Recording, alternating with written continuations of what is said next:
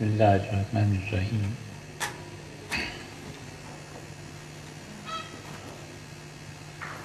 اللہ تعالیٰ نے انسان کو جو بنایا تو یہ انسان کا لفظ اہل لغت کی ایک رائے یہ ہے کہ انس سے نکلا ہے،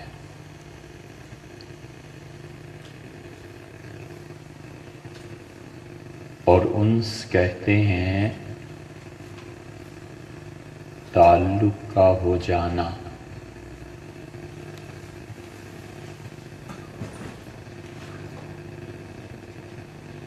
آدمی کی فطرت میں یہ رکھا کہ وہ تنہا نہ رہے،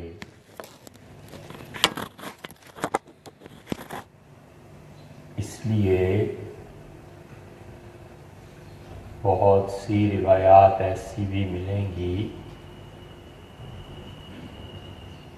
جو سچ پہ مبنی ہیں یا جھوٹ پہ،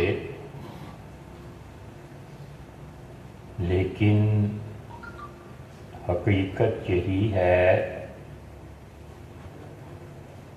کہ انسان تنہائی کے ساتھ پیدا نہیں ہوا، اور حضرت آدم علیہ السلام نے چاہا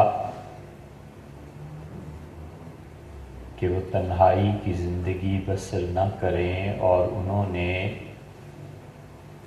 اللہ تعالیٰ سے درخواست کی اور حوا کو پیدا کیا گیا۔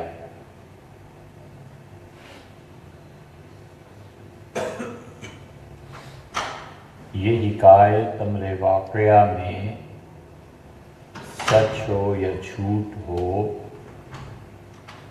انہوں نے دعا مانگی ہو نہ مانگی ہو، ان کی طلب پہ وہ پیدا کی گئی ہوں یا نہ، مگر اللہ نے انسانوں کی فطرت میں انس رکھا ہے۔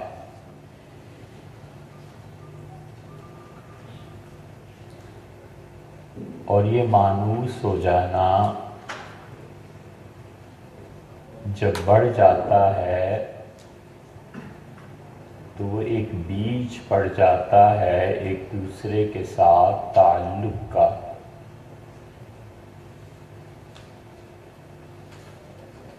اور یہ تعلق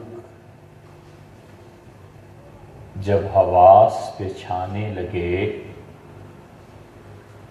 اور ہوش اس میں گم ہونے لگے تو یہ وہ چیز ہے جو قرآن نے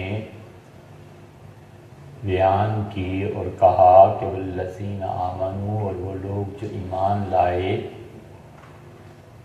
اشد حبا للہ، ان کی محبت اللہ تعالیٰ کے لیے بہت شدید ہو جاتی ہے۔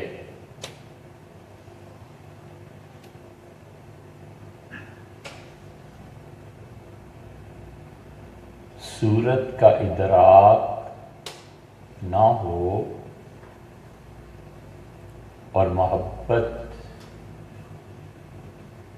شدت پکڑ لے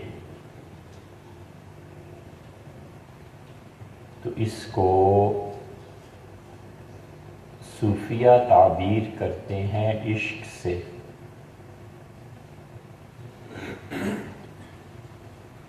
اور صورت کا ادراک ہو جائے اور آدمی کے تعلق میں وہ شدت برقرار رہے تو وہ گوارا تو کیا جا سکتا ہے مگر قابل قبول نہیں۔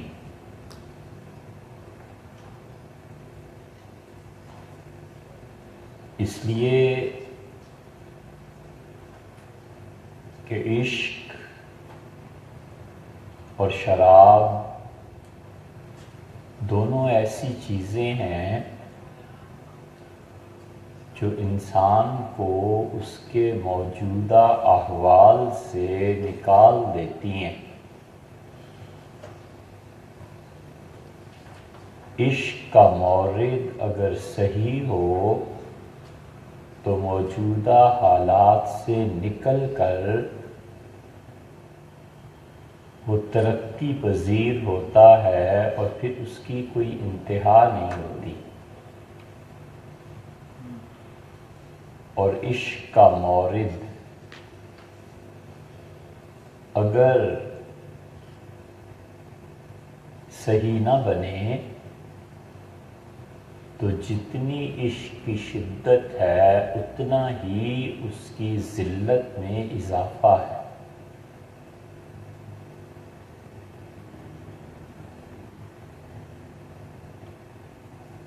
اس لیے صوفیہ جہاں شراب کا ذکر کرتے ہیں اس میں اور عشق میں باہمی تعلقات ہیں بہت گہرے۔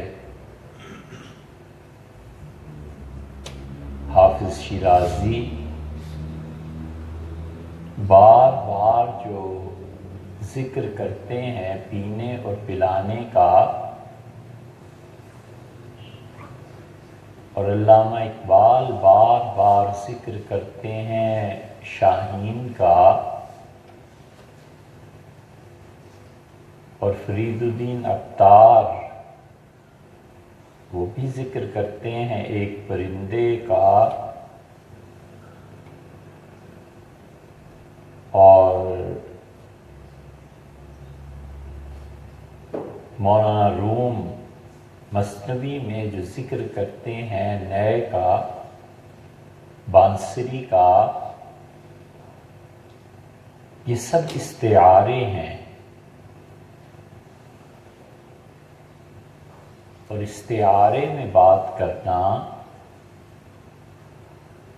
اور اصل حقیقت کو پوشیدہ رکھ کر شرح کر دینا،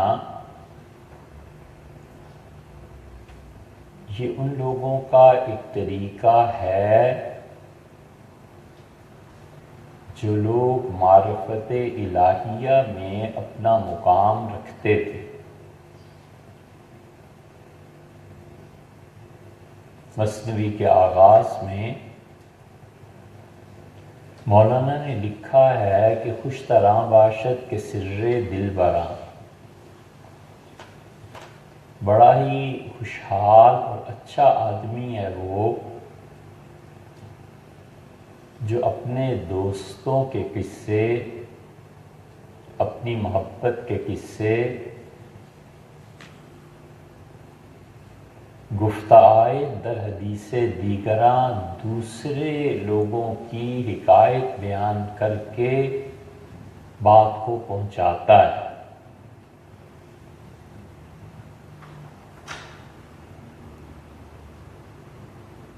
کبھی ایسے ہوتا ہے کہ جو سبب نظر آ رہا ہوتا ہے وہ سبب اس حال کو جنم نہیں دیتا جس حال کا احاطہ نظر کرتی ہے۔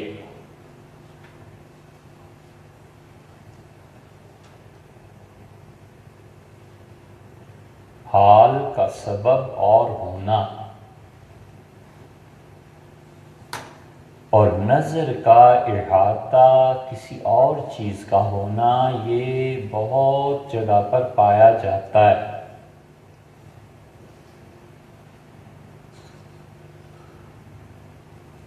اللہ تعالیٰ نے قرآن میں بھی بیان کیا، اسی لیے ہم ہمیشہ کہتے ہیں کہ جس شخص کی سمجھ ناقص اور جس کے احوال سطحی ہوں اس کو اعتراض کی بیماری اس طرح پکڑ لیتی ہے جیسے جلد کی کوئی بیماری ہو جائے۔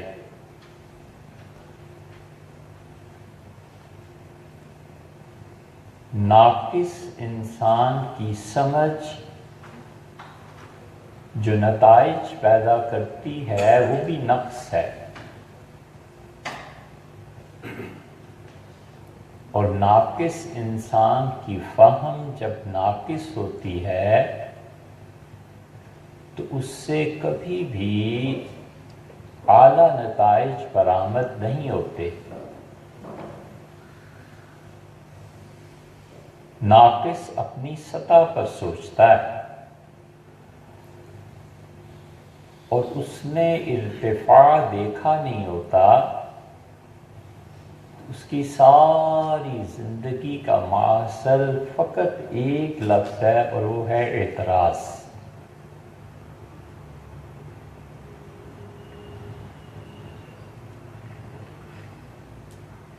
اور جتنا جتنا قوت ادراک بڑھتی ہے اور شعور میں گہرائی پیدا ہوتی ہے، اسی مناسبت اور اسی قدر سے قوت اظہار پر فرق پڑتا ہے۔ جوان لڑکے کی قوت اظہار زیادہ اور ادراک کم ہوتا ہے، اور جوانی میں اگر قوت ادراک بڑھ جائے اور اظہار کم ہو یا اسی مناسبت سے ہو تو یہ شخص قائد بن جاتا ہے۔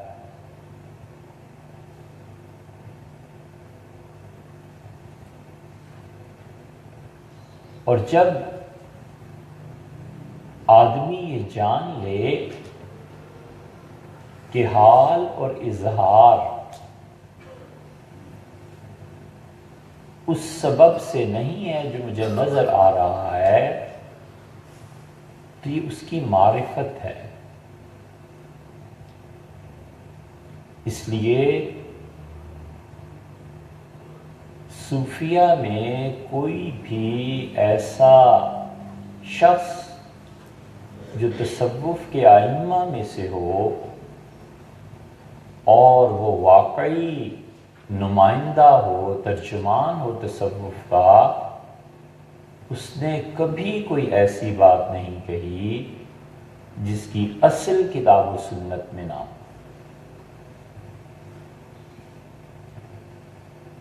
تو جب علم کم اور فہم ناقص ہو تو اس کے اعتراضات کو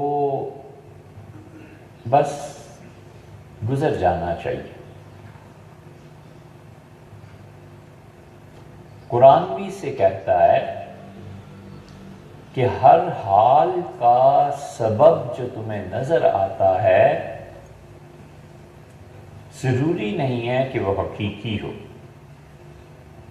بسا اوقات سبب مخفی ہوتا ہے، حال کو جنم دیتا ہے، اور کوتاہ نظر آدمی اسے اس سبب کے ساتھ منسلک کرتا ہے جو ظاہر میں۔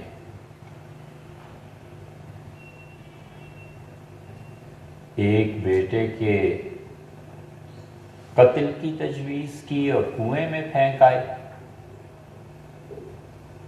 دوسرے کو جب وہ مصر گئے تو باپ نے قسمیں دے کے بھیجا کہ میرے بچے کو لے کے آنا واپس، اور وہ بچہ وہاں جا کر اللہ کا فیصلہ تھا، اس کی مشیت تھی، اسے روک لیا گیا۔ اور جب یہ آئے ہیں تو انہوں نے کہا کہ وَالْعِيرُ الَّتِي كُنَّا فِيهَا، اس قافلے سے پوچھیں جس میں ہم گئے تھے، وہ قافلے والے آپ کو بتائیں گے کہ کیا بیتی۔ اور قرآن کہتا ہے کہ اس نے اپنے چہرے کو ایک طرف پھیر لیا. وقال یا اسف علی یوسف، اور اس نے کہا ہائے میرے یوسف، میرے بچے تو کدھر رہ گیا. رونے کا سبب ظاہر میں لوگ یہ سمجھے کہ دوسرا بیٹا رہ گیا، اور یہ جو حال گیریے کا رونے کا طاری ہوا ہے، اس کا حقیقی سبب اس پہلے بیٹے کی گمشدگی تھی. اس لیے کبھی کبھی حال جو طاری ہوتا ہے اس کا سبب مخفی ہوتا ہے، اور لوگ اسے کچھ اور سمجھتے ہیں. تو جب انس اور محبت بڑھ جاتی ہے تو اس کیفیت کو عشق سے تعبیر کرتے ہیں. سوال یہ ہے کہ وہ عشق، وہ جذبہ، وہ محبتیں جا کر ٹھہری کہاں؟ اس محبت اور عشق کا مورد اگر ناقص ہو، صورت ہو، دنیا ہو اور فنا ہونے والی اشیاء ہوں، تو جتنا اس عشق اور محبت میں گہرائی ہوگی اسی حساب سے ذلت بھی آئے گی.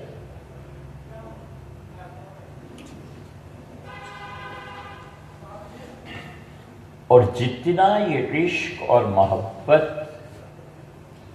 غیر فنا سے جڑے گا اتنا ہی اسے بقا نصیب ہوگی. یہ سیدھا سادہ ایک اصول ہے. اس لیے کوئی بھی آدمی یہ سوچے کہ اس کی محبتوں کا مورد کیا ہے.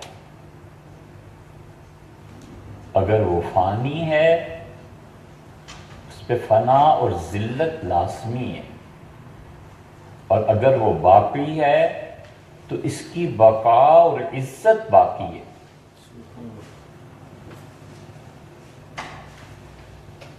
اور اس اصول پہ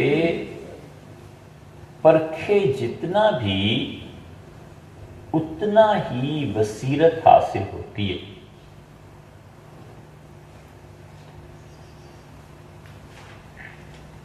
موروم نے مثنوی میں قصہ لکھا ہے، کہانی ہے، آپ نے سنی بھی ہوگی. بادشاہ نے ایک باندی خریدی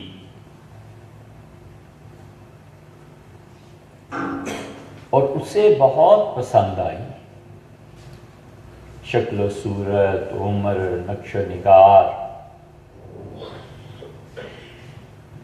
اور بادشاہ ہزار جان سے اس پہ فدا ہوا. اور بادشاہ نے چاہا کہ کسی طرح اس کے دل کو جیتے اور اپنی وفا کا بیج بوئے. اور باندی بالکل التفات اس نے نہیں کیا. بادشاہ یہ چاہتا تھا کہ اسے آزاد کرے اور ملکہ بنائے، اور وہ ہزار ہیلے اور کوشش کرتی تھی کہ بادشاہ کا قرب ذلت ہے اس سے دور رہے. بڑا پریشان ہوا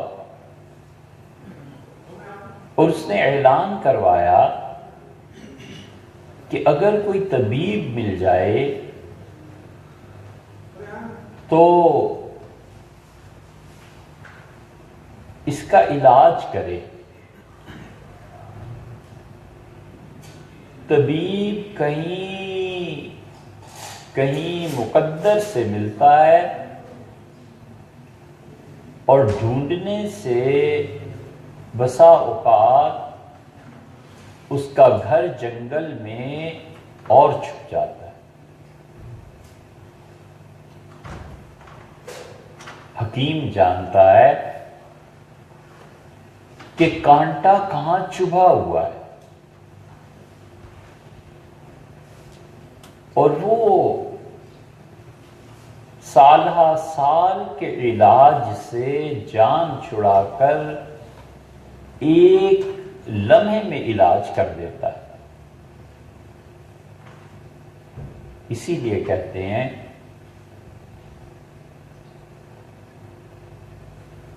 کہ سوئے مادر را کے تیمارت کنت، ہر کے نا اہل بیمارت کنت۔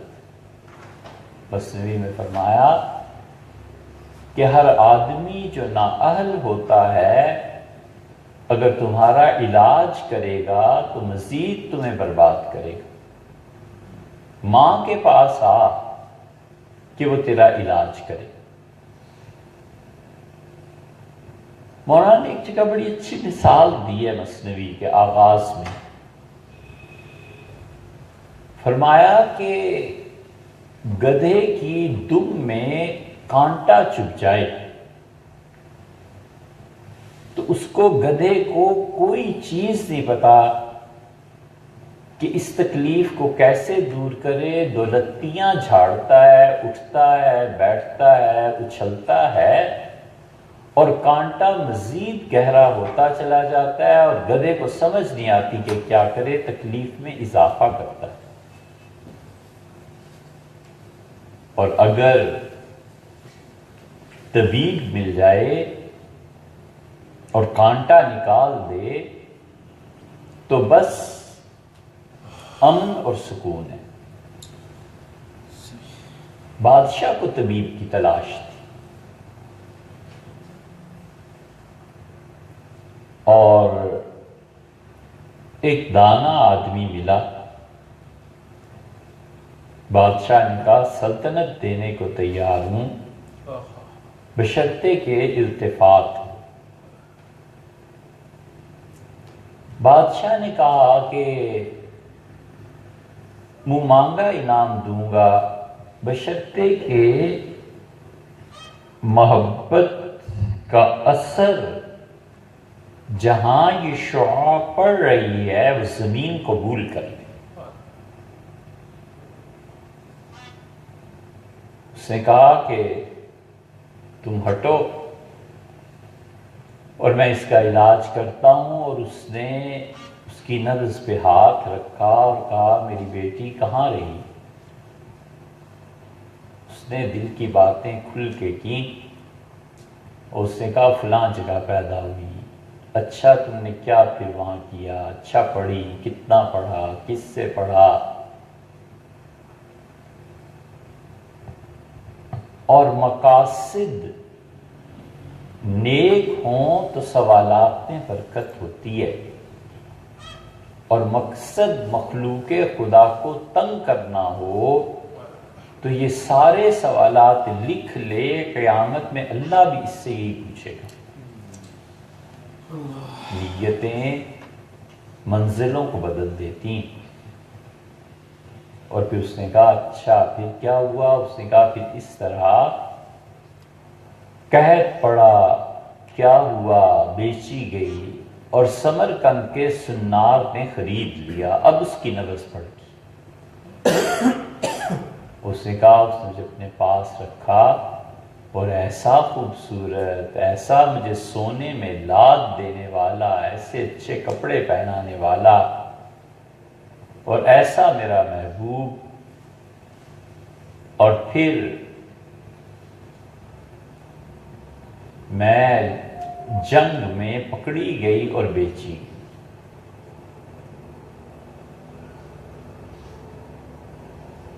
عشق جب ناقص ہوتا ہے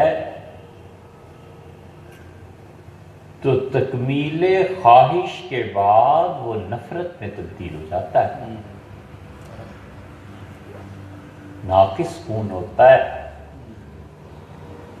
اور سورج کی تپش بجائے اس کے کہ سرخی میں نارنجی پیدا کرتی، اور بجائے اس کے کہ خون کی بو خوشبو میں تبدیل ہوتی، وہ سیاہ پڑ جاتا ہے اور نفرت ہوتی۔ اور وہی خون ہرن کی ناف میں پہنچتا ہے اور حدت سے جب پکتا ہے تو ناقص خون کامل خوشبو بن جاتا ہے۔ تو یہ ہوا، اس لیے جو لوگ محبتیں غرض کے تحت کرتے ہیں وہ دنیا میں ذلت اور آخرت میں بے وفائی کے جھنڈے تلے جمع ہوتے ہیں۔ یہ وہ راز ہے جو رسول اللہ صلی اللہ علیہ وسلم نے فرمایا تھا اور کہا تھا کہ قیامت میں جھنڈے نصب ہوں گے، ہر آدمی نے جو کچھ کیا ہے وہ اس جھنڈے کے تلے آ جائے گا۔ وفا کا بھی ایک جھنڈا ہوگا، ہر وہ گناہ جو جذبات کے غلبے اور فطری کمزوری کی وجہ سے ہو جاتا ہے قابل معافی ہے، در کھلا ہے، اور ہر وہ گناہ جو ان کی غیرت کو چیلنج کرتا ہے اور بے وفائی کا مظہر ہے، وہ چاہے جنت میں بھی چلا جائے تو بھی قابل اتفاق نہیں۔ وفاداری اخلاقیات کے پرائم میں سے ایک چیز، بہت بڑی چیز، اس لیے کہ وفا میں سچائی ہے، اور قیامت میں صرف ایک نوٹ چلے گا، $1، ایک سکہ، اور وہ سچائی ہے۔ وہ خدا کی توحید سے لے کے راستے سے کانٹا ہٹا دینا، یہ سب سچائی ہے، اور قیامت میں وہی سکہ چلے گا۔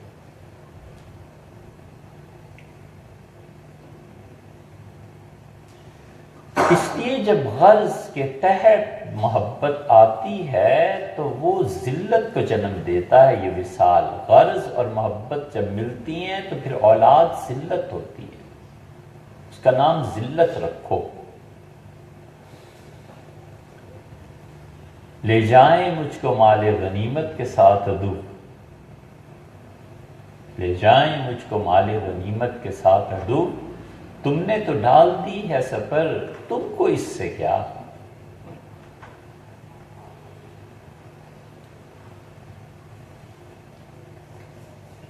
اور محبت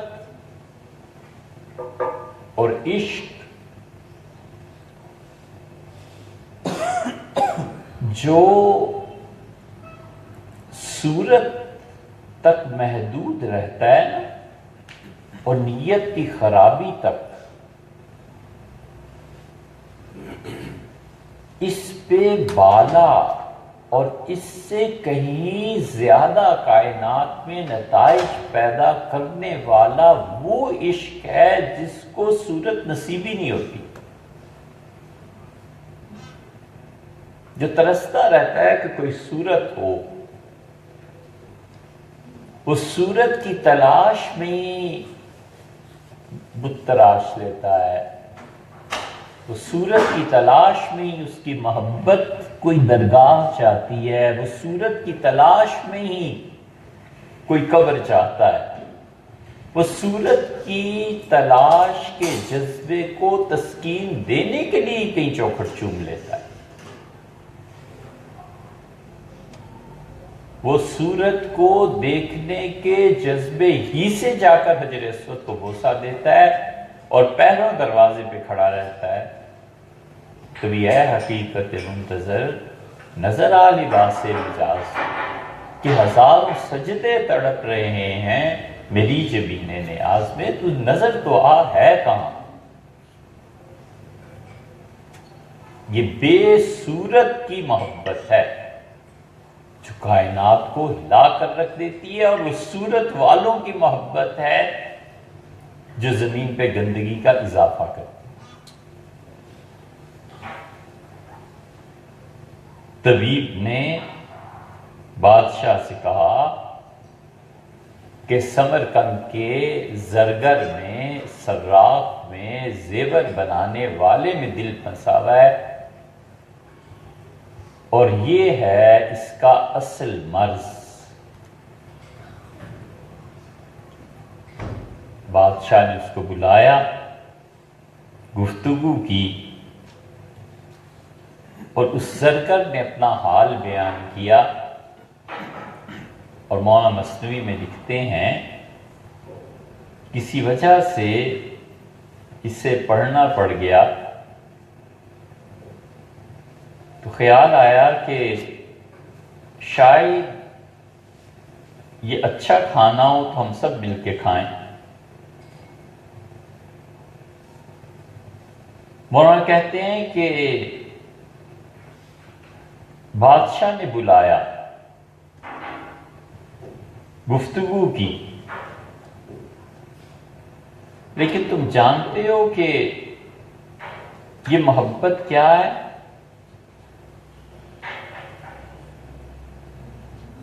بادشاہ نے کہا اسے مار دو۔ وہ جو عاشق تھا وہ اپنی محبوبہ پہ 1000 جان سے فدا تھا،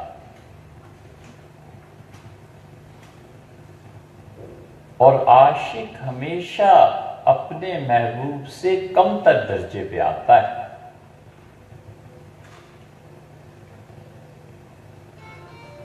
آدمی جب محبت کرتا ہے تو محبوب کی بے نیازی سے ڈرا رہتا ہے، سہما رہتا ہے۔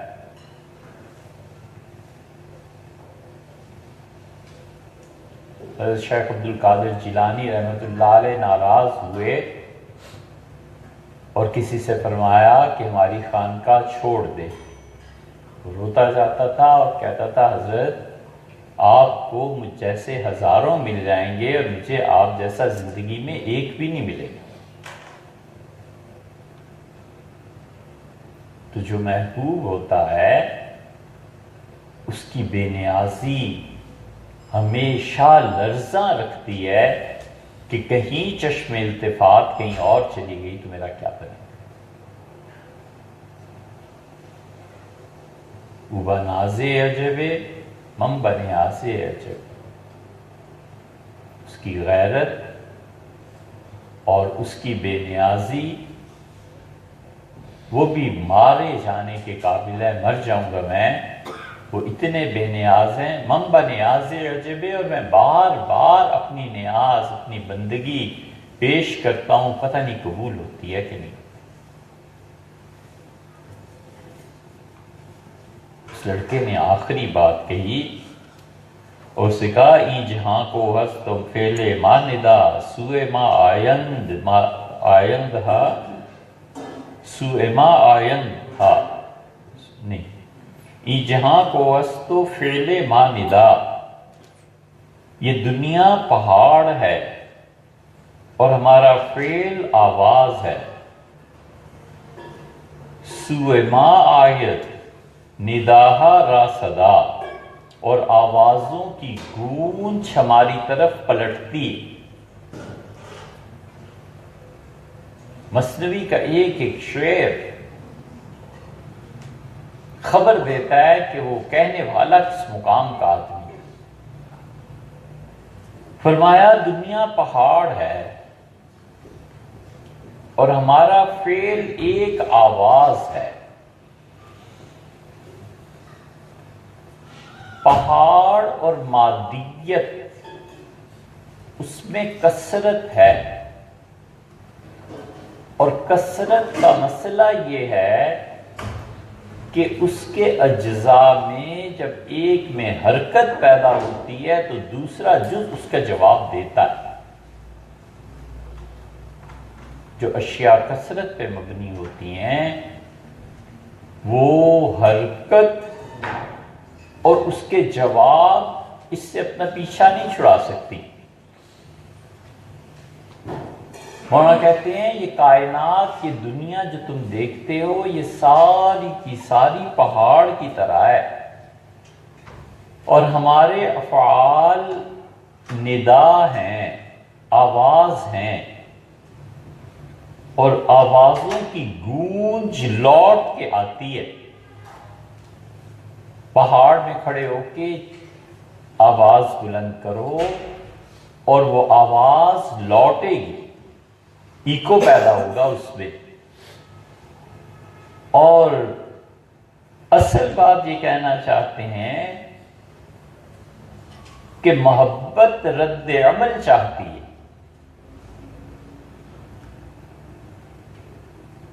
محبت جتنی شدید ہوتی ہے،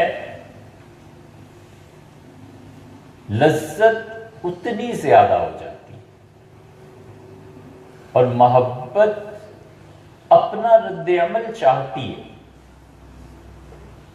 اور محبت کا رد عمل وہ مردہ نہیں ہے، وہ زندہ ہے۔ اور جو محبت کا رد عمل دیکھتا ہے اس کا محبوب پہ اعتبار بڑھتا ہے۔ یہ محبت ہی کا تو رد عمل ہے کہ فرمایا ان من عباد اللہ، اللہ کے کچھ بندے ایسے بھی ہوتے ہیں دنیا میں جو خدا کو کسی بات کی قسم دے دیں تو اللہ اس کی قسم کی لاج رکھ لے۔ حضرت انس رضی اللہ عنہ کے قصے میں یہی ہوا جو صحیح بخاری میں آیا ہے کہ دو عورتوں میں لڑائی ہوئی اور ایک نے دوسرے کے منہ پہ مکہ مارا، اس کے دانت ٹوٹ گئے۔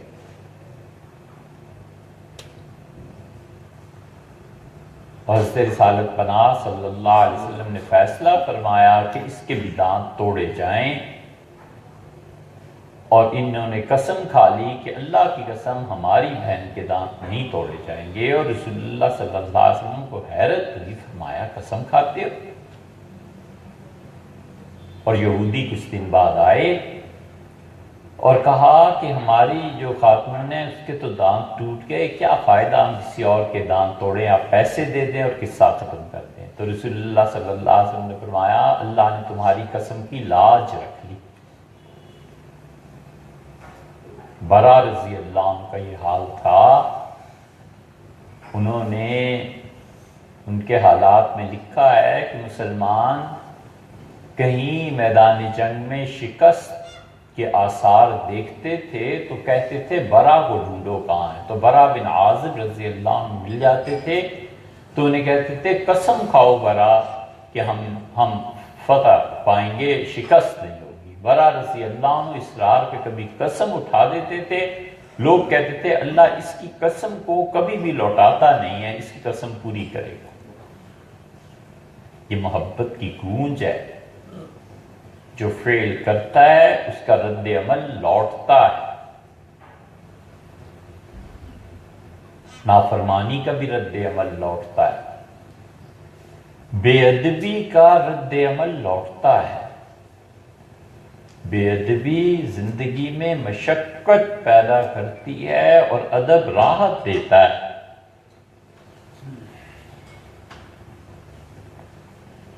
ادب اور احترام تھا کہ فرمایا یہ چیزیں ہم بھیج رہے ہیں، من و سلوہ کھاتے رہو، آرام سے زندگی بسر کرو۔ بے ادبی تھی کہ بادشاہ کے دسترخوان پہ بیٹھ کے فرمائشیں کرنا کہ مسور کی دال دے دیں اور یہ دے دیں اور پیاز آ جائے اور لہسن آ جائے۔ اس نے کہا پھر جاؤ محنت کرو جو کچھ تم نے کرنا ہے اور یہ چیزیں حاصل کرو۔ جو شخص سائے کی قدر نہیں جانتا اس کے لیے لازم ہے کہ وہ تپش میں جلے۔ اس لیے دنیا پہاڑ ہے اور ہمارا فعل آواز ہے، اور آواز گونجتی ہے اور مولانا کہتے ہیں واپس آتی ہے. این بے گفت و رفت دردم زیر خاک آن کنیزت شد ز درد و رنج پاک. اس لڑکے نے یہ کہا اور فوراً زمین کے نیچے چلا گیا. اس نے یہ کہا، گرا اور مر گیا. کمال یہ ہے کہ فرمایا ان بے گفت و رفت دردم زیر خاک. دو کمالات اس مصرے میں ہیں. ایک تو ایک لمحے میں چلا گیا. تو انہوں نے بتایا کہ در حقیقت یہ جو زندگی ہے نا صرف ایک سانس ہے. تم سمجھتے ہو 60 سال اور 70 سال، ایک سانس ہے.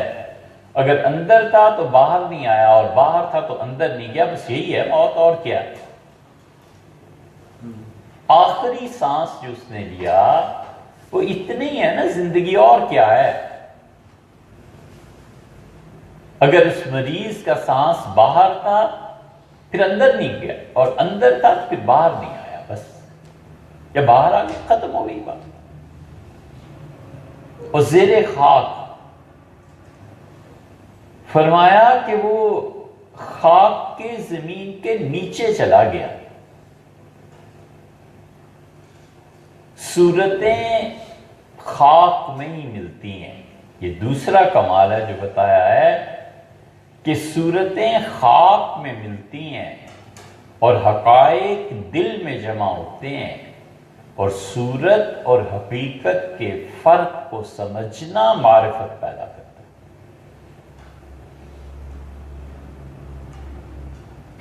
صورت لازم ہے کہ اسے زوال آئے، اور حقیقت اس کے لیے لازم ہے کہ اپنا وجود بنوائے. اسی لیے انبیاء علیہ السلام حقائق پر گفتگو کرتے ہیں، اور جتنا درجہ کم ہوتا چلا جاتا ہے اتنا بات صورتوں پہ آ کے رکتی ہے. اس لیے آنکھ جب صورت کو دیکھتی ہے تو عیب پیدا کرتی ہے، اور آنکھ اگر بند رہے اور دل کی آنکھ کھل جائے تو معرفت پیدا کرتی ہے. ظاہر کی آنکھ عیب کی جستجو میں رہتی ہے، اور باطن کی آنکھ مزید اوپر چلتی ہے بصارت گہرائی میں. اس لیے جو شخص صورتوں میں الجھتا ہے وہ اپنی راہ کھو دیتا ہے، اور جو شخص حقائق تک رسائی حاصل کرتا ہے پھر وہ گنگا ہو جاتا ہے، حیرت کے مارے گنگ طاری ہو جاتا ہے. حضرت مجدد الفسانی سرہندی رحمۃ اللہ علیہ نے مکتوبات شریف میں یہی لکھا ہے. کسی نے پوچھا ہے کہ حضرت تصوف کی انتہا، فرمایا حیرت. لِنُرِيَهُ مِنْ آیَاتِنَا، ہم انہیں لے گئے تھے رات کے کچھ حصے میں تاکہ ہم انہیں دکھائیں اس کائنات کے حقائق کیا ہیں. وَكَذَلِكَ نُرِي إِبْرَاهِيمَ مَلَكُوتَ السَّمَاوَاتِ وَالْأَرْضِ، اور ہم نے اسی طرح ابراہیم علیہ السلام کو دکھائیں اپنی بادشاہت اور اپنی شہنشاہیت کی نشانیاں اور آثار کہ دیکھ ابراہیم شہنشاہ ایسے ہوا کرتے ہیں. بادشاہوں کے نشان، ان کے علم، ان کا تصرف، ان کی قدرت، بادشاہوں کے نشان، اس کی فوجیں، اور پانی بھی فوج، جب چاہ اس سے کام لے لیا، اور ہوا بھی فوج. جتنے فطری عناصر اس سے بھی بڑھ کر اور کمتر ساری جس کی فوج ہو، جس کو چاہے جس وقت چاہے جو چاہے اس سے کام لے لے، اس سے بڑا شہنشاہ کون ہے؟ وَمَا يَعْلَمُ جُنُودَ رَبِّكَ إِلَّا هُوَ، کہ اتنے لشکر ہیں، اس بادشاہ کی اتنی فوج ہے کہ اس کے علاوہ کوئی نہیں جانتا. دیمک بھی اس کی فوج ہے. لگا دیا کہ اس عصا کو چاٹ لے تاکہ پتہ چلے کہ جنات کو کچھ خبر نہیں. تو پانی بھی اس کی فوج ہے، ہر چیز. تو ہوا یہ کہ اس نے یہ کہا اور زمین میں چلا گیا. کنیزک شد زدرد و رنج پاک، اور وہ جو باندی تھی نا اس کے عشق میں محبت میں گرفتار، وہ بھی نجات پا گئی. زبردست بات. مایوسی یہ خود راحت کو پیدا کرتی، امیدوں کا قطع ہو جانا، ٹوٹ جانا، یہ خود سکون دے دیتا ہے. جب آدمی مایوس ہو جاتا ہے کسی چیز سے تو راحت پاتا ہے، آرام پاتا ہے. سب کچھ جل گیا، اب بیٹھ کے پھر سوچے گا کہ کیا کرنا ہے. اور تباہ ہو گیا، اب پھر سوچے گا کیا. کشمکش کی کیفیت سے نکل گیا. اس لیے یہ دنیا بائیمانہ بھی دارالامتحان ہے کہ مشفقون لرزتے ہیں، کانپتے ہیں کہ پتہ نہیں یہ اعمال قبول ہوں گے کہ نہیں ہوں گے. عمر بھر یہی رہتا ہے. اور جب موت فرشتے آتے ہیں تو خوش ہوتا ہے کہ اب اصل گھر کو جانا ہے، اب یہاں کیا جی لگانا ہے، یہاں کیا ٹھہرنا ہے، اب اصل گھر کو چلے. پھر کہتے ہیں زاں کے عشق مردگاں پائندہ نیست، چونکہ مردہ سوئے ماں آئندہ نیست. وہ باندی اس لیے درد اور غم سے نجات پا گئی کہ لوگوں مردوں سے عشق پائیدار نہیں ہے. چونکہ مردہ سوئے ماں آئندہ نیست، اس لیے کہ جو وفات پا گیا ہے، مردہ ہے، وہ دوبارہ لوٹ کے نہیں آئے گا.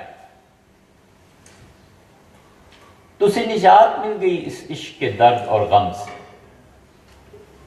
کیوں؟ اس لیے کہ صورت سے محبت تھی نا، اور صورت فنا ہو گئی. مردوں سے عشق جو ہوتا ہے وہ پائیدار نہیں ہوتا، اور مردوں سے عشق اور صورتوں سے عشق، جب انسان کی یہ محبت کا جذبہ اس کے ساتھ منسلک ہوتا ہے تو اسے ذلت زمین کی طرف لے جاتا ہے. اور یہ محبتیں جب حقائق کے ساتھ وابستہ ہوتی ہیں تو انسان ترقی کرتا ہے. روح میں خود اللہ نے ترقی کا سامان رکھا ہے، اور در حقیقت جسے ہم نفس کہتے ہیں نا، یہ بھی روح ہی کا ایک حصہ ہے. نفس جسے کہتے ہیں کہنے میں ہے، لیکن روح کا حصہ بإیمانہ کہ اگر اس پہ حقائق کا عشق اور محبت غالب آ جائے تو یہ بھی روح کا مؤید ہوتا ہے، اور روح خدا کی طرف سفر کرتی ہے. اور جب اسی روح کا یہ حصہ نفس اور خواہشات کے ساتھ جڑ جائے تو یہ روح زمین کی طرف سے لے جاتی ہے، پست کرتی ہے. اس لیے فرمایا چونکہ مردہ سوئے ما آئندہ نیست. مردے تو اب ہماری طرف نہیں آنا، مر گیا سو چلا گیا، اور مرنے کے ساتھ جو محبت تھی وہ بھی ختم ہو گئی. اور شاید مولانا نے اس طرف بھی اشارہ کیا ہو، بڑی کمال کی بات کہی کہ محبوب سے وابستہ اغراض و مقاصد جب پورے ہو جاتے ہیں تو بس پھر وہ مر جاتا ہے. ہائے دنیا کی اس بے ثباتی کو. اور یہ شعر یاد آ رہا تھا، یاد نہیں تھا، مگر خیال آیا کہ اس شعر کو پڑھیں، تو اس وجہ سے مثنوی منگائی.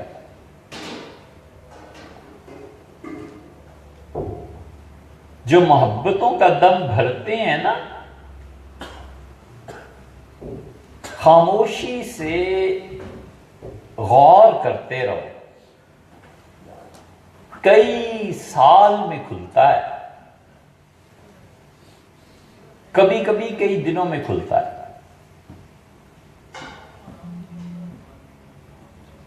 یہ اس عشق کی ذلت کا یہی حال ہے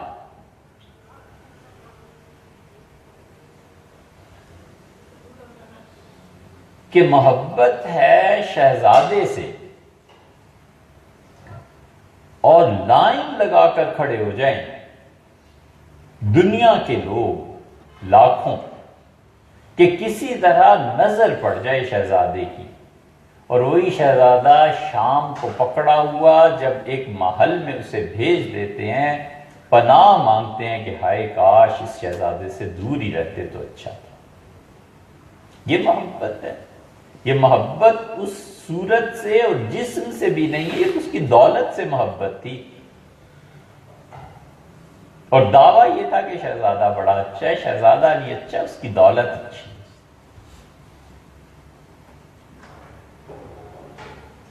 ابھی کیس آیا ایک، اور ایک پارٹی کے بڑے رہنما جو کچھ بھی سپریم کورٹ نے ان کے متعلق فیصلہ کیا، ان کا نام سن کے جن کے چہرے کھل اٹھتے تھے اور ان کے ساتھ بیٹھ کے تصویر اور سیلفی بنانا فخر سمجھتے تھے، ہم نے دیکھا کہ اب ہاتھ ملانے سے گریز کرتے ہیں کہ جی زیر التاب ہے۔ یہ دنیا، یہ محبتیں، جس صورت کے لیے ماں باپ سے لڑا اور جس صورت کے لیے سارے خاندان کو تج دے کے اپنی اعزا اقارب کے رشتے چھوڑ کے سر اس کے قدموں میں رکھا، معلوم ہوا کہ وہ بیمار ہو گئیں تو پھر دیکھو محبت کہاں جاتی ہے، اور معلوم ہوا کہ ان کے ہاں پیسے کا کال پڑ گیا، اور معلوم ہوا کہ سسر کنگلے ہو گئے، پھر پتہ چلتا ہے یہ محبتیں کیا تھیں۔ ایسے ہی ہے، سینکڑوں مثالیں ملی، قرآن بھی اس کی مثال دیتا ہے۔ قرآن کہتا ہے قارون کو انہوں نے دیکھا، انہوں نے کہا کاش اتنا پیسہ ملتا جتنا قارون کے پاس ہے، اور کاش ہم اس کے ساتھ ہوتے، اور کاش اور کاش اور کاش۔ اور اللہ کہتا ہے جب زمین میں دھنسایا گیا تو انہوں نے کہا وَيْكَنَّ اللَّهُ، لوگوں یاد رکھو اللہ ایسے کافروں کو نجات نہیں دیتا۔ ارے یار کل تم بھی تو اسی کے ساتھ آنا چاہتے تھے، اب کیا ہوا؟ مال غرق ہو گیا۔ یہی ہوتا ہے۔ اس لیے یہ جتنی چیزیں محبت کا مورد بنتی ہیں نا، جہاں محبت جا کے ٹھہرتی ہے، اس کو سوچے کہ یہ چیز نہ رہی تو میری محبت کہاں گئی؟ یہ جس وصف کو میں گنتا ہوں یہ نہ رہا تو کہاں گیا؟ مردہ ہو گیا۔ مولانا اس کے بعد نتیجہ نکالتے ہیں اور کہتے ہیں عشق زندہ در رواں در بسر، ہر دمے باشد غنچہ تازہ تر۔ زندہ کا عشق، وہ مردہ تھا نا، اس کا عشق نہیں، زندہ کا عشق روح اور آنکھ دونوں میں زندگی کو پیدا کرتا ہے، اور ہر وقت غنچے سے بھی زیادہ تر و تازہ وہ عشق رہتا ہے۔ اس عشق کی تازگی، اس محبت کی، وہ محتاج ہے زندگی کی۔ اور زندہ سے عشق کرو، مردہ سے عشق سے تمہیں فائدہ کیا ملا؟ تو مولانا نے پلٹ کے اللہ کی محبت کی دعوت دی کہ اللہ سے محبت کرو۔ اللہ کی جو محبت ہے وہ تمہیں ہر دم تازہ رکھے گی، وہ غنچہ ہے، ہر دم تازہ ہوا چل رہی ہے، ہر دم اچھا موسم ہے، ہر دم شاخوں پہ جڑ میں پانی پہنچ رہا ہے۔ اس سے کیا ہوگا؟ رواں در بسر، یعنی تمہارے ظاہر اور باطن یہ دونوں کے دونوں خوش رہیں گے۔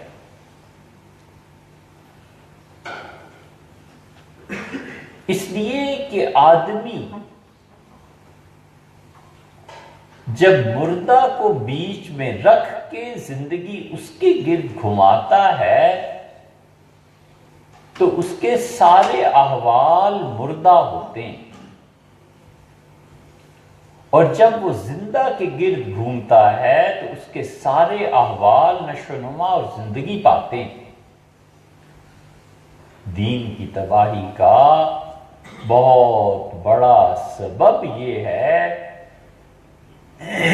کہ دین کا محور اور مرکز شخصیات رہ گئیں، اللہ نہیں رہا۔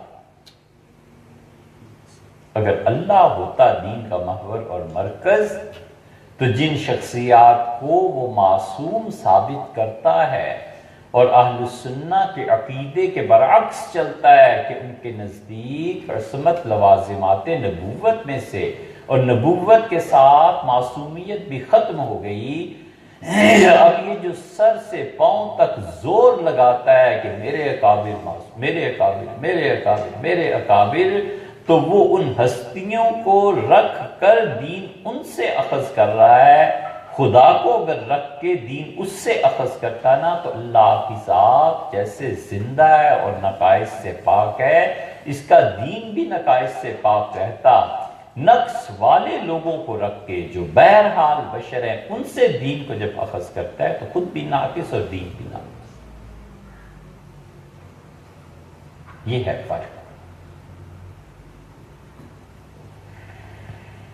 ابن عربی رحمۃ اللہ علیہ نے ایک جگہ لکھا ہے اور غالباً فتوحات میں،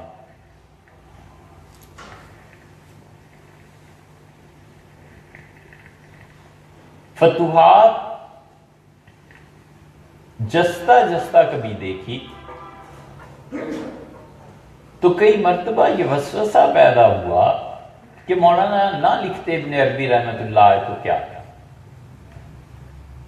لیکن پھر جب اسے پڑھا اور اساتذہ سے سمجھا تو خیال ہوا کہ جو کچھ انہوں نے مقدمے میں لکھا ہے یہ بالکل حقیقت پہ مبنی ہے۔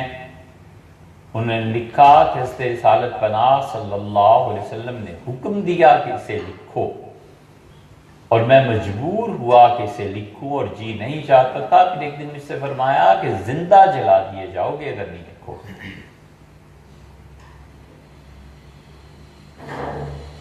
مولانا نے بندگی کے مقام پر بحث کی ہے، اور ادراک حقیقت میں جب وہ پہنچے ہیں بندگی کے مقام پہ تو ہاتھ جوڑ دیے ہیں کہ اے خدا اس حالت کو ہٹا لے مجھ سے۔ بندگی کا مقام پہ کھلا اور انہوں نے کہا قریب تھا کہ میں مر جاتا، اور یہی معروف نے مثنوی میں بھی کہا ایک جگہ۔ مولانا نے ایک عجیب چیز لکھی، فرمایا میں ایک شہر میں گیا، ایک بہت بڑے بزرگ تھے اور میں جانتا تھا، جی میں آیا کہ ان سے ملوں۔ یہ مردہ پرستوں کا حال ہے۔ پھر میں نے سوچا کہ میرے شیخ ابو مدین رحمۃ اللہ علیہ یہ ان کے مخالف ہیں، تو میں نہیں ملا۔ وہ حقیقت میں اتنی بڑی ہستی تھی کہ اللہ تعالی کو منظور تھا کہ ابن عربی رحمۃ اللہ علیہ ان کی خدمت میں حاضر ہوں اور فائدہ اٹھائیں مجھ سے۔ تو لکھتے ہیں کہ حضرت رسالت پناہ صلی اللہ علیہ وسلم خواب میں زیارت ہوئی اور مجھ سے فرمایا کہ اس شہر میں فلاں ان سے نہیں ملے۔ میں نے ادب سے عرض کیا کہ میرے شیخ کے مخالف، تو مجھ سے ارشاد فرمایا کہ تمہارے شیخ کے مخالف ہیں اس لیے نہیں ملے، اور ملنے کے لیے کیا یہ وجہ کافی نہیں تھی کہ ان کو بھی مجھ سے ہی محبت ہے، اس لیے مل لیتے کہ مجھ سے محبت ہے، اس کا خیال نہیں کیا۔ فرماتے تھے بڑی ندامت ہوئی، اور اگلے دن شیخ سے ملنے گیا، تربیت، اصلاح اور فطرت کا صحیح ہونا محبت کے اسباب کو تلاش کرتا ہے، اور ناقص تعلیم اور اعتراض کی خوب ہمیشہ نفرت کے اسباب تلاش کرتی تاکہ کٹیں، الگ رہیں۔ اور جو شخص محبت کی آگ جلاتا ہے خود اس میں جلتا ہے، اور جو نفرت کی آگ جلاتا ہے وہ بھی اس میں جلتا ہے۔ مولانا نے کہا نا مثنوی میں کہ یہ کائنات پہاڑ ہے اور ہمارا فعل گونج ہے، جو تم کرتے ہو اس کو پلٹ کے سنتے ہو۔ نفرتوں کو پھیلائے گا، نفرتیں ہی مقدر بنیں گی، توڑے گا خود بھی ٹوٹے گا، حتیٰ کہ تنہا رہ جاتا ہے۔ ایک وہ تنہائی ہے جس سے بہتر تنہائی نہیں، اور ایک وہ ہے جس سے بدتر تنہائی نہیں۔ ایک تابعی سے کسی نے پوچھا کہ حضرت آپ اکیلے رہتے ہیں رحمہ اللہ، کہا کہاں اکیلا رہتا ہوں؟ انہوں نے کہا کسی سے ملتے نہیں؟ انہوں نے کہا میرا جو دوست ہے اس سے ملتا رہتا ہوں۔ ان کا آپ کا کون دوست ہے؟ انہوں نے کہا کہ جب یہ چاہوں کہ اس سے باتیں سنوں کہ وہ کیا کہتا ہے تو تلاوت کرنے لگتا ہوں، اور جب چاہوں کہ میں سناؤں تو نماز پڑھنے لگتا ہوں۔ تنہائی کہاں ہے؟ اور جو نفرت، یہ محبت کی بنا پر تنہائی ہے، اور جو نفرت کی بنا پر تنہائی ہے وہ نفسیاتی مریض اپنے خیالات کی دنیا سے ہی نکل نہیں سکتا، جم کے سوچ ہی نہیں سکتا، اس لیے اس کے مراقبات ناقص ہوتے ہیں۔ مولانا نے فرمایا زندہ اس سے عشق چاہیے، عشق آن زندہ گزی کو باقی است، اس زندہ کا اس عشق اختیار کر جو ہمیشہ رہنے والا ہے۔ بس شراب جاں فزائد ساقی است، اور وہ تجھے ایسی شراب پلائے گا جو تجھے زندگی کے اسباب دے گی۔ گزین کا لفظ استعمال فرمایا ہے۔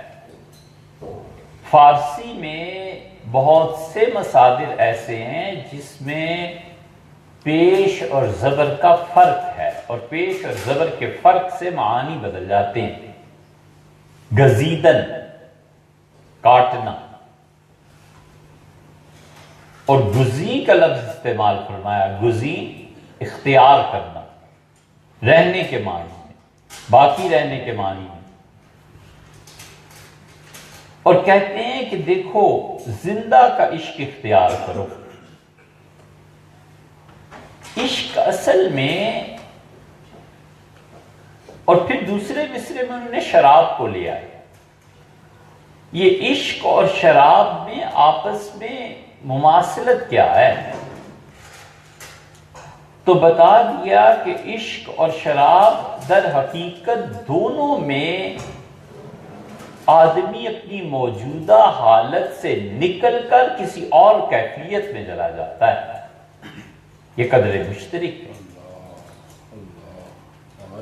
عشق اپنی حالت سے نکال دیتا ہے، شراب اپنی حالت سے نکال دیتی ہے۔ اچھا خاصا آدمی شراب پی لے گالیاں بکنے لگتا ہے جس سے کبھی کسی نے سنی نہیں، اور عشق وہ بھی اسے اپنی کیفیت سے نکال دیتا ہے، اور بادشاہ وقت ہونے کے باوجود محبت کسی سے ہو جائے تو اس کے پاؤں میں جا کر سر رکھ دیتا ہے، اور محبت اللہ سے ہو جائے تو بادشاہت وحشت میں تبدیل ہو جاتی ہے۔ عشق کی بھی یہ تاثیر ہے اور شراب کی بھی یہی تاثیر ہے۔ تو مولانا کہتے ہیں کہ اس زندہ کا عشق اختیار کر جو سدا رہنے والا ہے، اور ایسی شراب پلائے گا کہ دیکھو تم اس شراب میں مست ہو جاؤ گے۔ یاد رکھو ہمیشہ کہ عشق کی تاثیر جو ہے نا یہ محبوب کے بقدر ہوتی ہے۔ جیسا محبوب ویسی تاثیر. عشق کی تاثیر محبوب کے بقدر ہوتی ہے. محبوب مردہ عشق مردہ، محبوب زندہ عشق زندہ. یہ ہے مثنوی. یہ ایسے ہی لوگ اس پہ مر گئے. مولانا نے حقائق کو بیان کیا ہے. ایسے ہی نہیں کہتے کہ حسب قرآن در زبان پہلوی، فارسی زبان میں یہ قرآن نازل ہوا ہے. اگر محبوب اعلیٰ درجے کا اور عشق اس سے اعلیٰ درجے کا ہوگا نا، محبوب کے بقدر ہوگی نا تاثیر.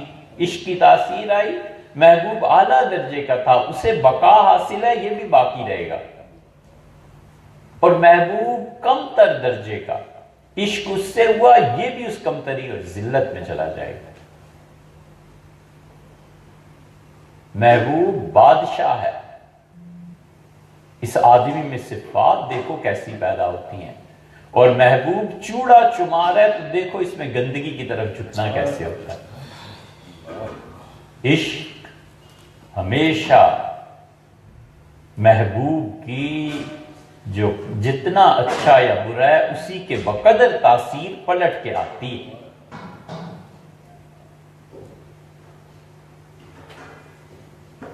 اپنی آنکھوں سے دیکھا دلی میں حضرت نظام الدین اولیاء رحمۃ اللہ علیہ کا مزار ہے، اور اس کے کچھ سامنے ہی ہمایوں بادشاہ کا بھی مزار ہے.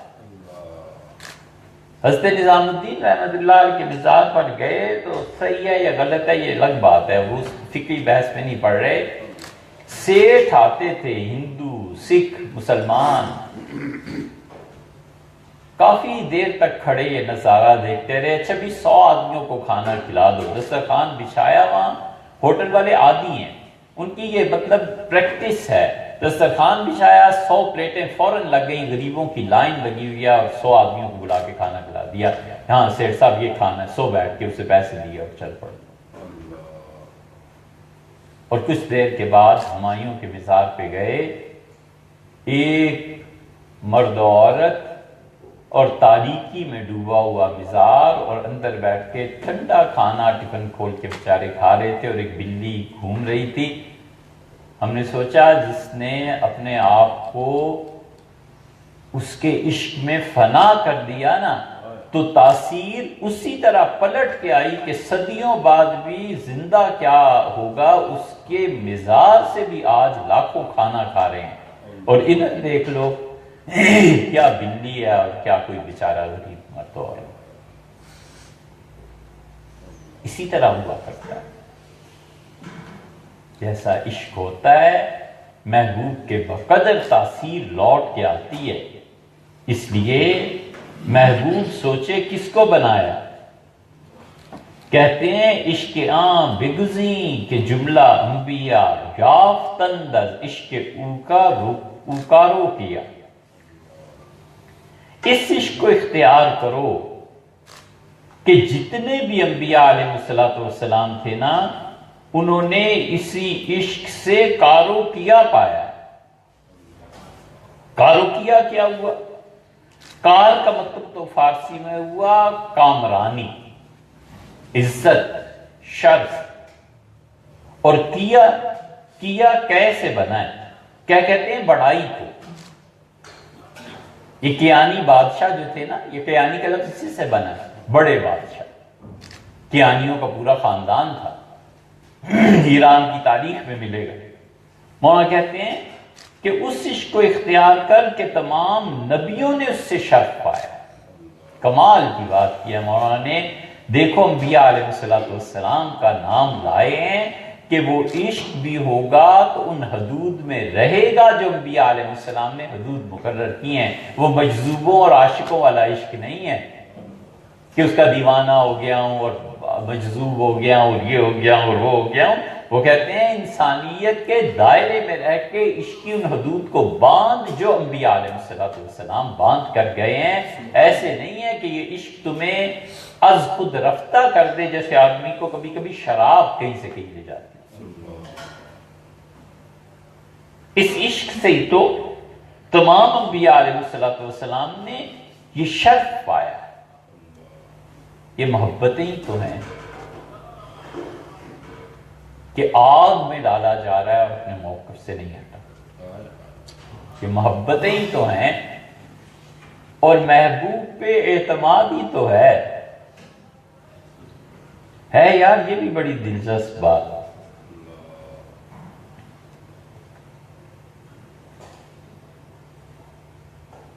جب انہیں محبت ہو جاتی ہے نا تو بھی اعتبار بڑھاتے ہیں. جب اسے محبت ہو جائے تو یہ بھی اعتبار بڑھاتا ہے. یہ محبتیں ہی تو ہیں جو اعتباری ہیں. محبت ایک صوفی کو بہت ہو گئی.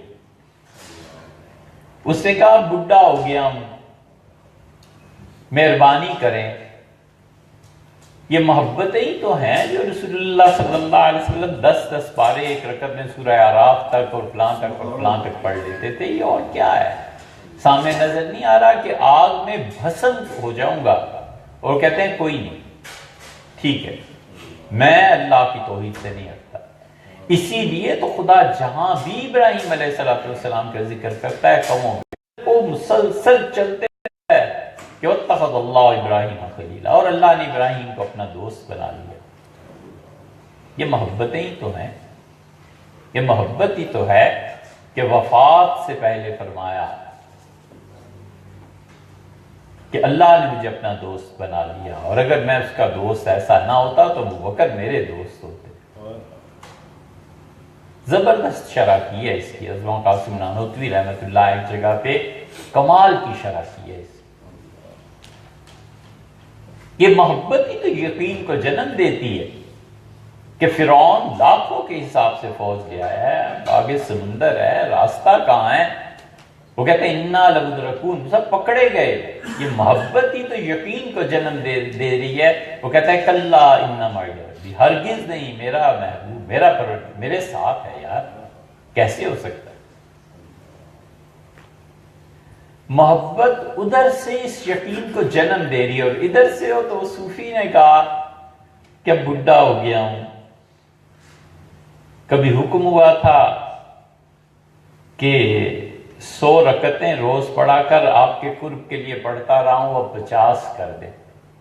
فرشتے خواب میں آئے اور فرمایا کہ حکم ہوا ہے 200 پڑھا کر.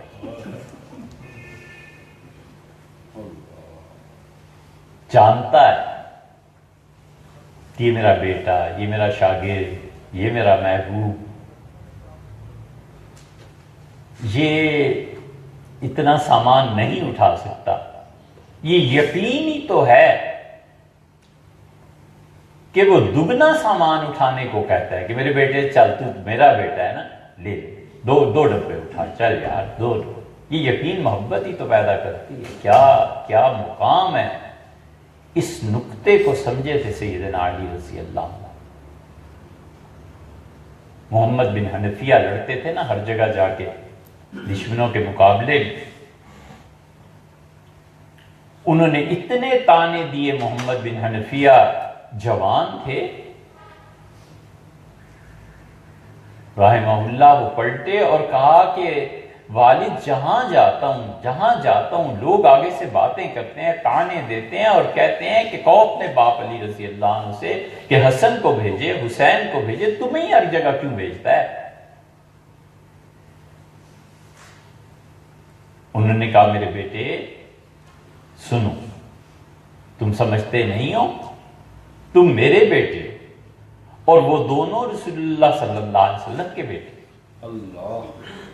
یہ محبت ہی تو ہے کہ تو میرا بیٹا ہے اور وہ ان کے بیٹے ہیں. کیسے ان کا دکھ برداشت کیا جا سکتا؟ اس لیے محبت اس یقین کو بڑھاتی ہے. پتہ ہے کہ اس کے حالات تنگ ہیں, اس کے باوجود کہتا ہے کہ یار میں کدھر جاؤں, 10 روپے تو ہی دے, 1000 روپیہ تو ہی دے. یہ محبتیں ہی تو ہیں اور کیا ہے. انبیاء علیہ السلام ساری عظمتوں کے باوجود کہتے ہیں یافتن دزش کے او کارو کیا, انہوں نے اتنی جو عظمتیں پائی ہیں نا، یہ ساری کی ساری اسی لیے ہیں کہ وہ محبت میں ڈوب گئے تھے. تو مگو مارا بدا شہباز نیست، بر کریمہ کارہا دشوار نیست. تو یہ نہ کہ اس بادشاہ تک میں نہیں پہنچ سکتا، بر کریمہ کارہا دشوار نیست. جو بڑے ہوتے ہیں نا، ان کے لیے کام مشکل نہیں ہوتے.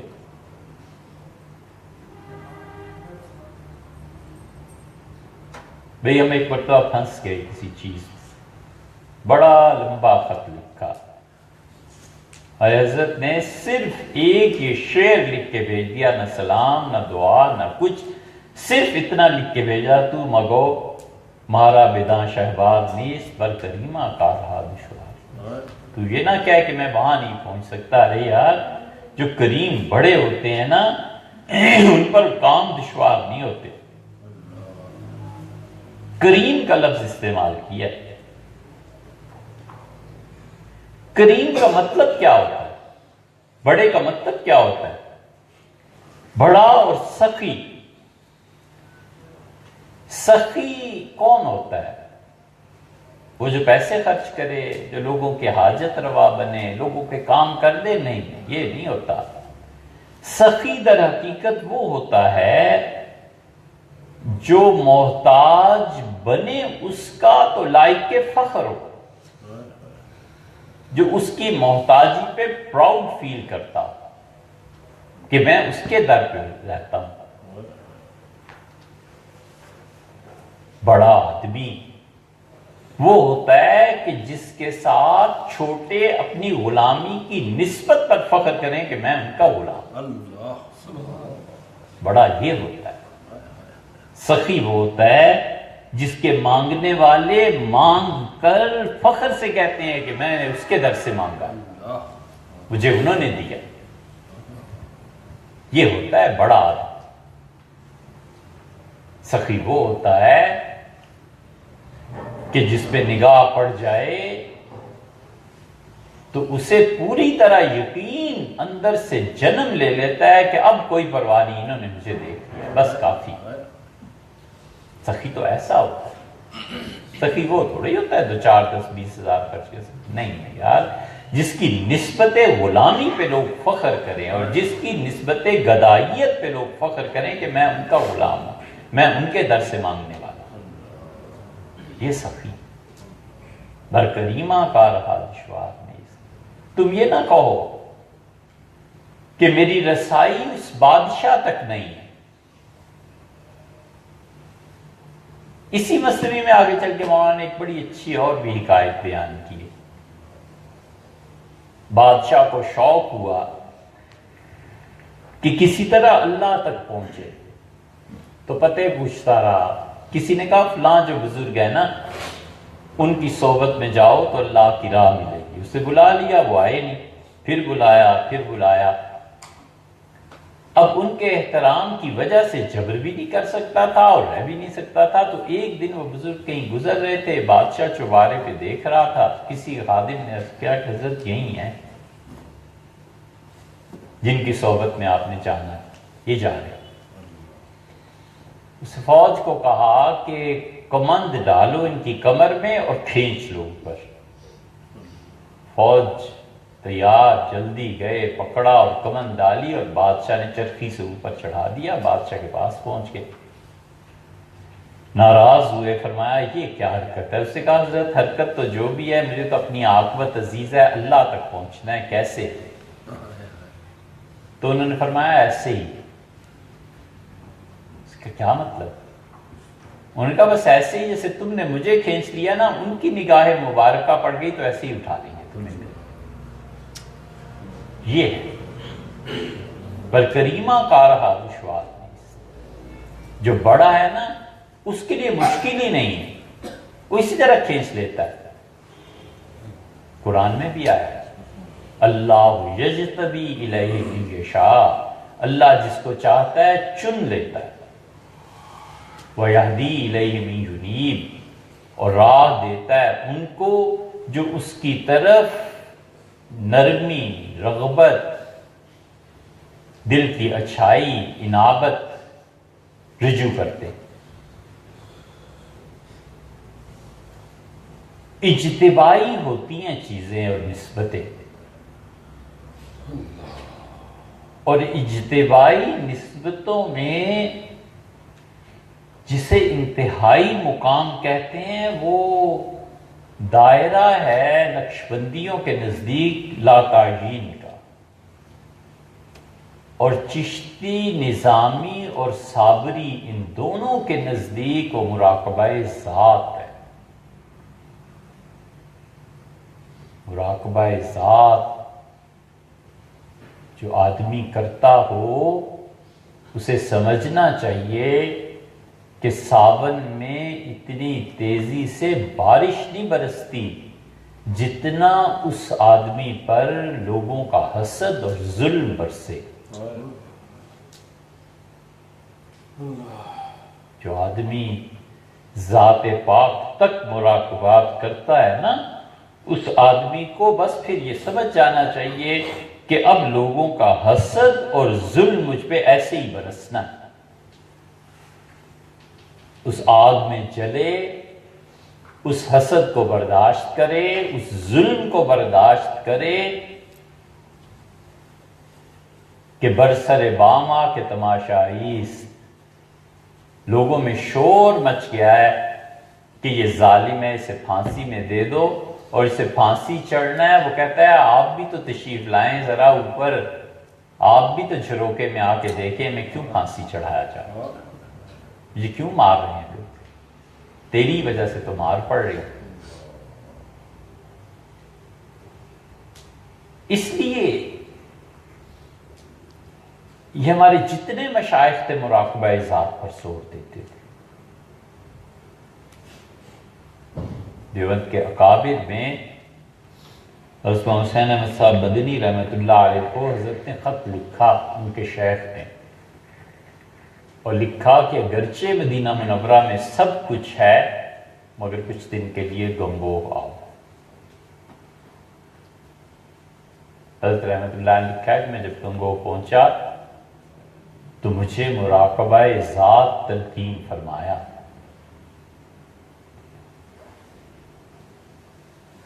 مجھے بہت شوق تھا سلسلہ نقشبندیہ کا سلوک طے کرنے کا، تو میں نے عرض کیا کہ مجھے اس سلسلے کا سلوک طے کروا دیں، تو فرمایا میں نے تمہیں مراقبہ ذات کی تلقین کی ہے، اسے کرو اور اس پہ محنت کرو۔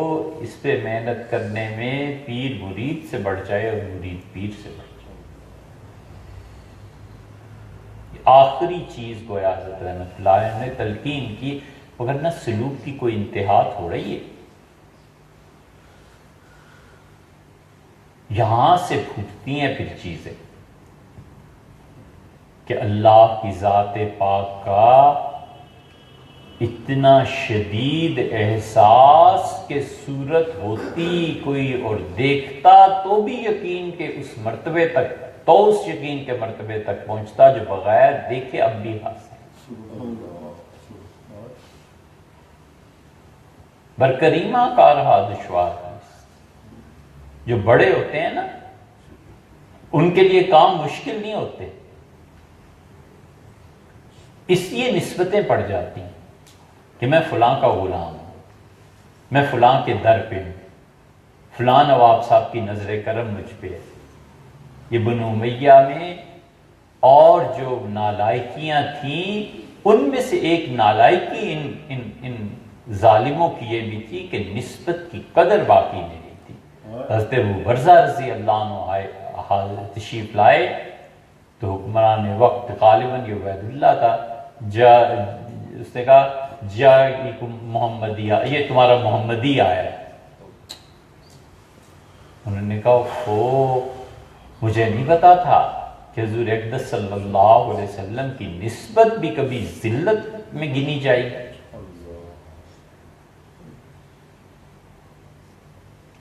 اسی لیے ازماق اللہ صاحب رحمۃ اللہ اس کی شرح میں لکھا ہے کہ یہ نسبت جو تھی اس کی ذلت غالباً اس کے قریب کی کوئی چیز نہیں کیا کہ کفر کی چیزوں میں سے۔ بر کریمہ کارہا دشوار نیست، اذ جاء ربہ بقلب سلیم۔ اور ابراہیم علیہ السلام اللہ کے پاس ایسا دل لے کے آئے جس میں روگ نہیں تھا، پاک دل۔ موسیٰ علیہ السلام سے کہا وَفَتَنَّاكَ فُتُونًا، ہم نے تمہیں تو بہت شدید آزمائشوں سے گزارا۔ اس کا قرب آزمائشوں کو دعوت دیتا ہے۔ جب یہ حالت آ جائے پھر اس کے عشق میں ڈوب کر معرفت سے جو حقائق ملتے ہیں انہیں غنیمت جانے۔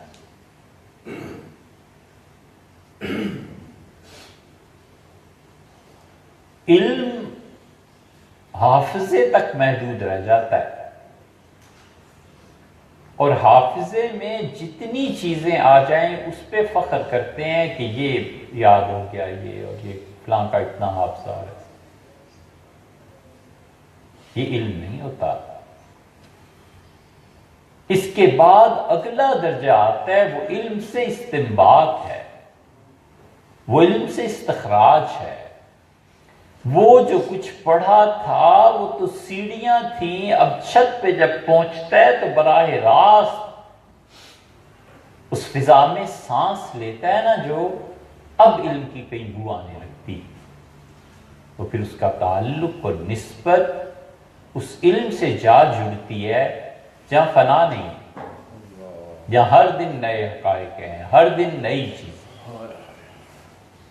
حضرت شاہ ولی اللہ رحمۃ اللہ علیہ کو نسبت مل گئی تھی، چنانچہ وہ علم ختم ہی نہیں ہوتا تھا۔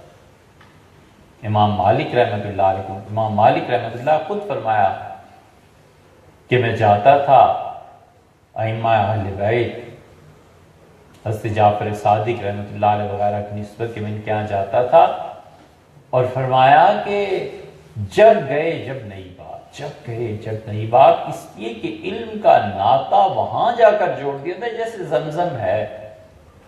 اب یہ کہاں سے آ رہا ہے اتنا پانی کہ میں اس تک نہیں پہنچ سکتا؟ مایوسی کی جڑ کاٹتا،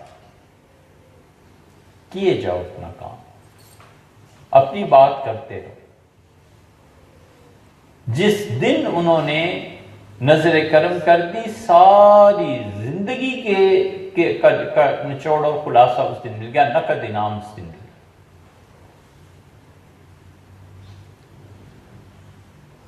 ایک جگہ مولانا نے لکھا ہے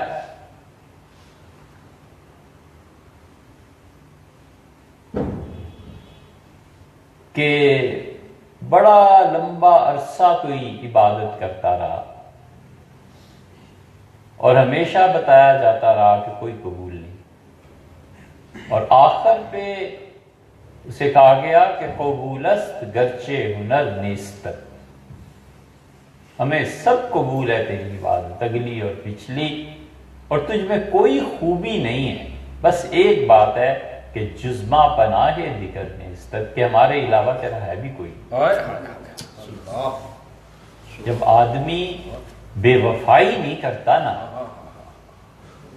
تو ہزار گنا بھی معاف، اور بے وفائی کرے تو ساری عبادتیں تلف ہیں، کچھ قبول نہیں ہیں، اس لیے کہ اس نے اپنے لیے ایک دوسری جگہ ڈھونڈ لی، تلاش کر لی۔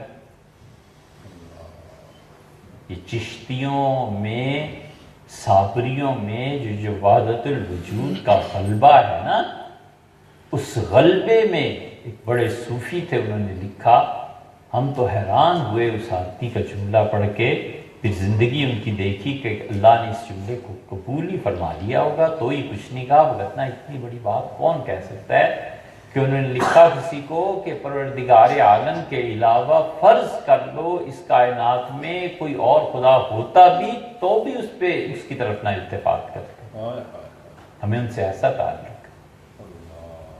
بڑا جملہ ہے،